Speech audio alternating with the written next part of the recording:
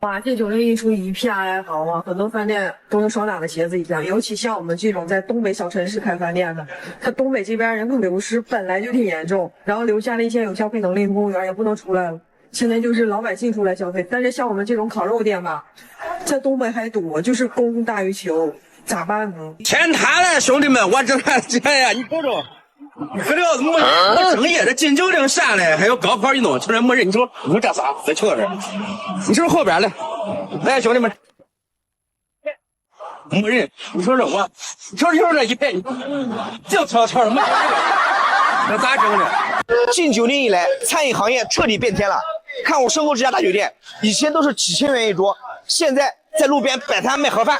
一流的厨师，一流的团队，这样的价格直接卷死周边的小餐饮。今天茅台真崩盘了，今天群里散毛已经卖1800出头了哈，再这样跌价，很多酒商都要爆雷跑路了。大家好，欢迎来到看大陆节目，我是美玲。2025年的5月，中共当局发布新修订的所谓反对浪费条例，规定公务员在接待中不得提供高档菜肴，不上烟，不上酒。你可知道禁酒令进的是哪些单位？包括国企、央企、企事业单位，包括部队、银行、学校，包括公检法，甚至包括部分的保险公司，甚至就连我们社区的人员也会受到限制。禁酒令一出来，首先受到打击的那就要数餐饮行业，导致安徽、河南和辽宁等省多地高档酒店被迫到街上摆地摊卖菜。看现在的行情多难干吧，这么大的酒店出来摆地摊的，哎呀，现在生意太难干了。现在的行情经济太低迷了。最近杭州的很多大酒店在自己的门前摆起了摊子，堂堂大酒店现在要靠在门前摆摊卖卤味赚钱。现在酒店因为禁酒令原因，生意难做，为了创收，竟然打起了做外摆的主意。当初大家看不上的生意，现在也开始卷起来了。现在做餐饮，你的对手不仅仅是隔壁的老板，还有5星级大酒店的大厨来抢你的客户。合肥的很多的大酒店都开始出来摆摊了。这禁酒令一出，我看摆摊只是第一步。你像同庆楼、聚宏盛、满庭芳这些都出来摆摊了。昨天我还特意去买了一份，30块钱，真便宜啊！对，但是这些东西对于这些大企业来说，我觉得也是杯水车薪呢。就前2天我发视频的时候就说过，禁酒令的连锁反应其实还没有开始，不过现在已经开始了，很多大酒店已经开始出来摆摊了。接下来将会影响更多的其他的轻餐、快餐，甚至摆摊的。你看看你身边现在这些500方以上的餐厅，有几家还能晒出那些客流爆满的朋友圈？那么为什么大酒店会放下身段出来摆地摊呢？因为实在是没有生意。一名酒店经理是真的着急了。怎么搞？怎么搞？来，现在12点45分了，来看一下，这里6月19号，今天你看一下，中午全部白板，怎么搞哦？现在6点04分，看看包包有没有人？来，听听这个包包，来看这个包包，还是没人。来，空的，这里也是空的，空的。我的天哪！辽宁省某餐饮店陈经理告诉海外的中文媒体，这次禁酒令对餐饮行业的冲击比疫情时期还要更严重。他说呢，疫情的时候是挺过来了，可算到了夏天，寻思着能挣2个钱，来了个禁酒令，老百姓现在想出来吃饭根本也吃不起，坐办公室的能富裕点的也不让出来吃饭了。而他刚投资120多万的一家新店也陷入了两难的情况。陈经理说出了很多人当下的困难，不干吧，这么多年心血白费了；干呢，前面就是一个大坑了。老百姓太难了，干点啥都费劲。真不想让你好，那你就真的没有招了。在中国，学生高考后举办升学宴是比较普遍的现象，而这给很多餐馆带来了生意。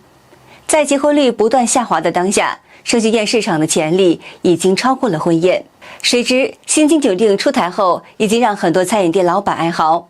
中国很多地方近日又密集发文抵制升学宴。最近大家都不敢随便出门吃饭了吧？有人孩子考上大学，准备请亲戚朋友吃顿饭庆祝，结果好几位朋友都推辞，我们都是公职人员，不敢去啊。而禁酒令和禁升学宴令的推广，也直接导致很多中小餐馆的关门。有餐饮业的老板说，中共新禁酒令冲击比疫情还要狠，很多小型餐饮店或是摆摊的人生意都是直线下滑的。天哪，禁酒令的威力这么猛的！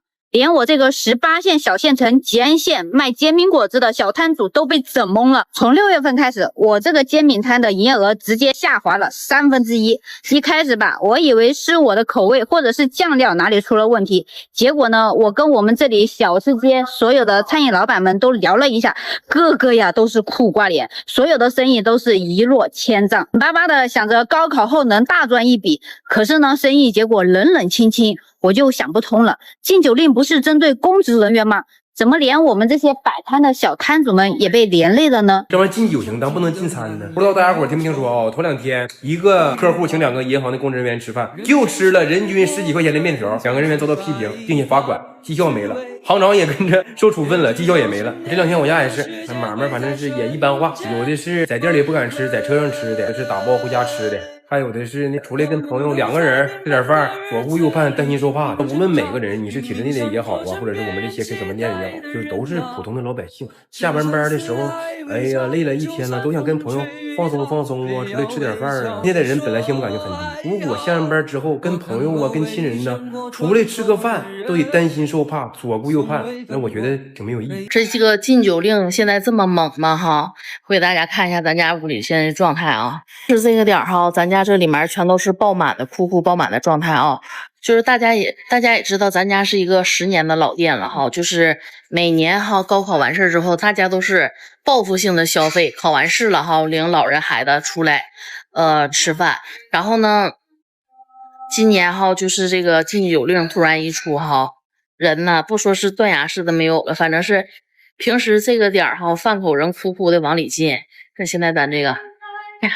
大家都知道哈，本身今年餐饮就不好干，然后呢，尤其是就是全指着6、7、8这3个月了哈，这家伙今年这禁酒令一整啊，全国各地的餐饮同行们，你们家现在是什么状态呢？可以看到，你看每家都好多都关门了，所以我们能不能提个小建议？我们餐饮把所有的酒水呀、饮料全部下了，来了客人只能喝茶或者是喝白开水，只是吃个饭就行，要不我们这些老百姓真的有点扛不住。而禁酒令也冲击到了很多行业的生意。一名做代驾工作的男子发视频诉苦：自打禁酒令一来，这个单量是急剧下跌，原来的时候1天2、3单，再过1天1、2单，到现在1天1单没有，还赔3块钱买瓶冰红茶。10点咱可以说是咸水沽比较火的了，饭店烧烤，你看看什么状态，里边1人没有，外边不是平时上班的，咱们女性要不就是学生。而且另一个受到严重冲击的当属酒水行业。自从禁酒令发布以后，中国大陆白酒销售量大幅下滑，有些酒商甚至考虑要转行。一名老板诉苦说，因为禁酒令的颁布，导致现在酒水生意太差。在内蒙古经营白酒生意30年的吴经理说，因为禁酒令，他的生意受到很大的冲击。过去长期合作的酒店现在大量取消订单，酒水积压都送不出去了。像我们这种8线小县城，属于典型的公务员经济啊，因为他们是消费的中坚力量。那一个体制内的人，可能能撬动3个自由职业者，就是他们凑酒局的时候，那大概是1比3。那这样的话，假如说啊，举个例子，一个县城，体制内的人是10万，再加上另外30万，那就40万啊。这段时间，该喝的酒也不喝了啊，该吃的饭也不吃了，该聚的会也不聚了。所以现在就这种情况嘛，饭店哎呀门可罗雀，然后烟酒行呢也是没什么生意啊。我这个还是10几年的老店，还有老客户是吧？已经觉得不容易了。就连五粮液、飞天茅台等高端的酒的价格也出现下跌。最新消息，飞天茅台价格断崖式下跌，拼多多直接干到1840一瓶。要知道，去年这时候还是稳在2500块以上。囤货的老板们怕是哭晕在厕所。完了，天塌了！今天单瓶茅台的回收价格是1700块钱，从昨天到今天又跌了几十块。现在好多大商都已经停止收货了。有没有大哥可以帮帮我呀？茅台滞销了，我仓库里面还有几千万的货，现在也是无人问津。一名博主说出了这背后的原因。这不仅是一瓶酒的崩塌，更是中国经济和社会结构发生深刻变化的信号。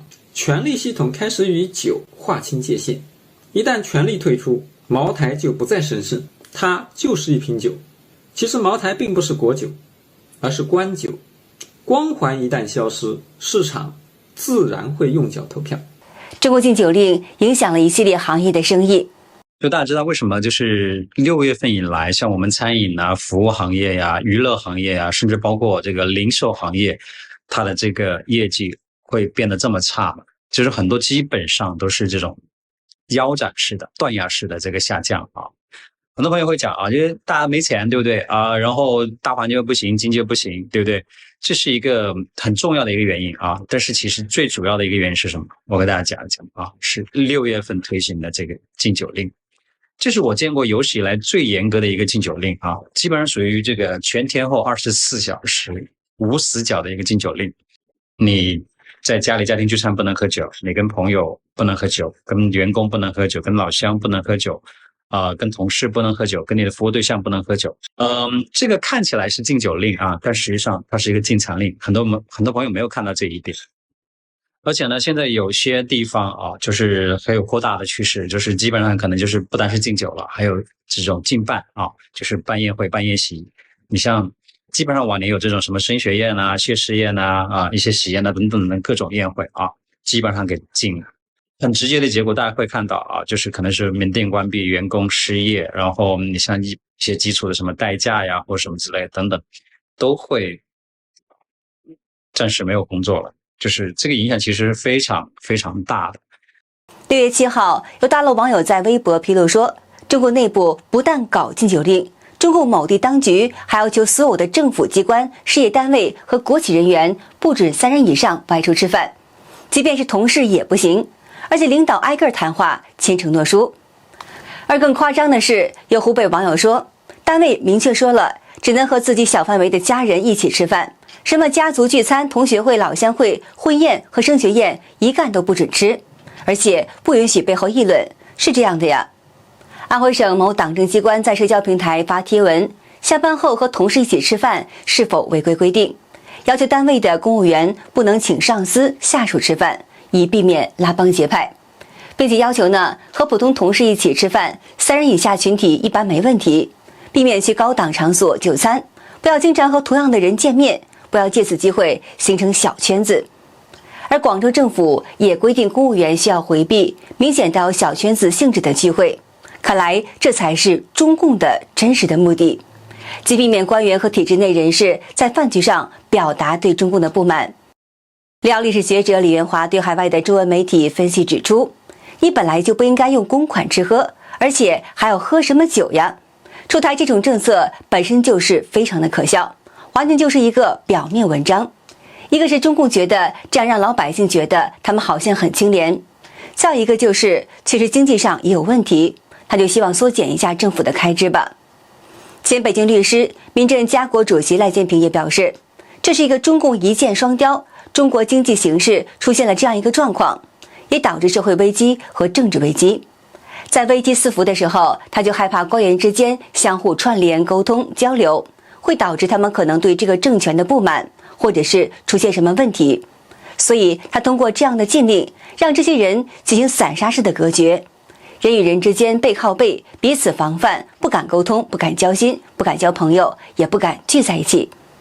赖建平指出，这样做既让这些人扼杀所谓的公款吃喝的风气，同时也在政治上让这些人更减少了接触的机会。这个政权他就觉得更有保障，就不怕社会上任何在他们看来有危害他们政权的串联发生，把中国人民都变成一个政治奴隶，整个中国成为一个大监狱。看来呢，不论是体制内的公职人员，还是体制外的普通老百姓，餐饮业等人员，在中共一阵风、一刀切的禁酒令之下，都感到来自于中共的阵阵寒意。而中共这个拍脑门决定的禁酒令能持续多久，也有待继续的观察。好的，今天就和大家聊到这儿了，请您记得点赞、订阅、留言，并且分享给您的朋友们。感谢您的支持，我是美玲，我们下期节目再见。